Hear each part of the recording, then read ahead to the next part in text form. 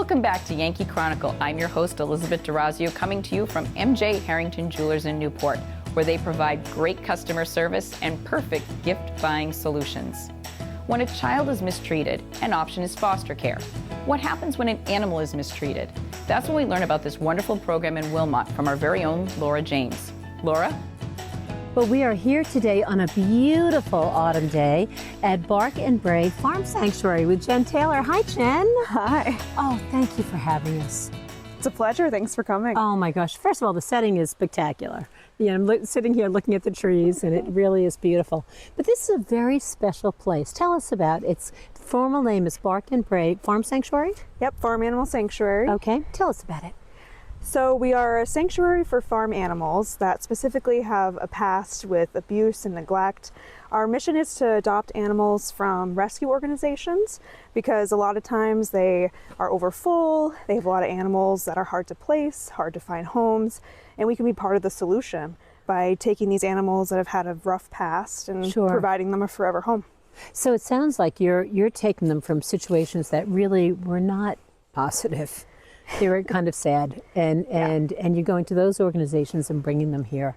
Yep, that's primarily what we do, but sometimes we have some special cases with animals that have been local and found abandoned, like one goat that we have. Oh, that's what brought me here. We'll talk about Sybil coming up in just a few minutes. She's a wonderful story. You have nothing but good stories here, and we'll definitely get some. But tell me about the facility. So I'm looking around. I see different paddocks. I see different barns. What kind of animals do you have here? And yeah, so we have a variety. We have our miniature herd, which includes 2 miniature horses, 2 miniature donkeys, a potbelly pig, and now 2 goats. so they share the big barn, the space we have here.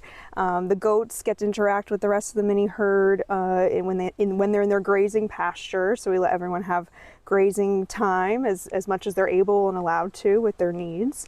And then we also have the cow herd. We call them the misfit cow herd because there's 3 different cow species that we've brought together. They were all abandoned and alone in different scenarios, and we were able to bring them all together to create this unique little herd. Oh, that's wonderful. I know, and as you're talking, I'm looking out at them, and they really are. They're all unique, different breeds, yeah, exactly. And they all live together. You said something there that was really important. They're special needs. It's not like you say, oh, yep, come live here and just go walk around and eat. A lot of them have special dietary needs, and you have to treat them. And tell us about that. Yeah, it's a lot of work. So we have a few elderly horses. We have 1 elderly mini horse that requires a special diet. So she doesn't have any teeth, so she needs special soaked food, and that's the only thing she's able to eat. So we have to provide that to her. And then there's a variety of supplements that the animals are on to keep them healthy, and a few of them even need medication as well. Our big dairy cow, Maxime, who's 2,000 pounds, needs basically a giant Aleve every day, which is in the form of 36 tablets. I know Aleve well. Yeah.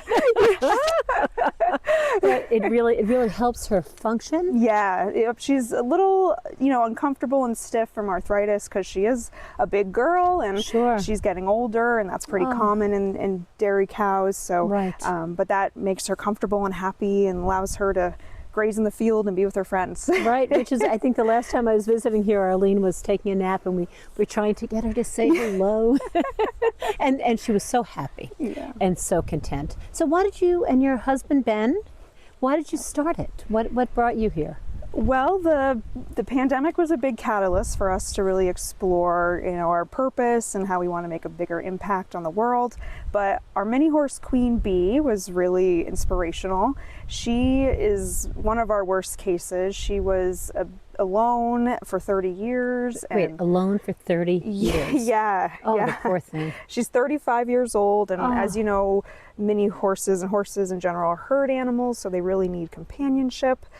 So she was alone. That's torturous for her. Very torturous. But didn't have any care either. So she never had the proper dental care. So therefore she has no teeth now. but she never had friends. So we found her and brought her here, and she met our herd with our mini donkeys, and we had one other mini horse at the time, and these were her first herd mates and friends ever. How wonderful. And that really helped her blossom, and she's really turned into this wonderful horse. She's beautiful, by the way, yes. Yeah. And the finish of her life will be a positive, Yes. happy one. Yep. Yeah, that's Yep. a very big thing to do. You know, taking these wonderful animals. And what was your personal motivation? Was it that, or why was this important to Jen? Basically that. Basically seeing the quality life of these animals improve. I've worked in healthcare for a very long time, caring for people with quality of life, and Okay. I really find it, fulfilling to really bring that to any creature that Absolutely. needs a great quality of The life. living soul. Yeah, so bringing that to these animals is really fulfilling at the end of the day. We're so grateful for that. And we're going to be talking a lot more in upcoming segments. But you know what I love is your social media presence.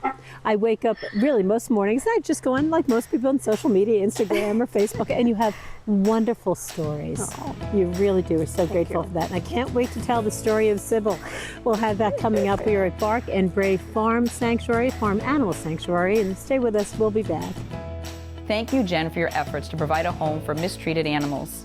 Next week, we'll meet her husband, Ben, and learn how you can support their efforts. When we return, Pastor Charles Glidewell from the First Baptist Church will provide a few words for us to chew on during our Thanksgiving celebration. But first, please keep watching our Yankee Chronicle as we hear from another of the fine businesses that are involved in making this show happen. Please stay with us.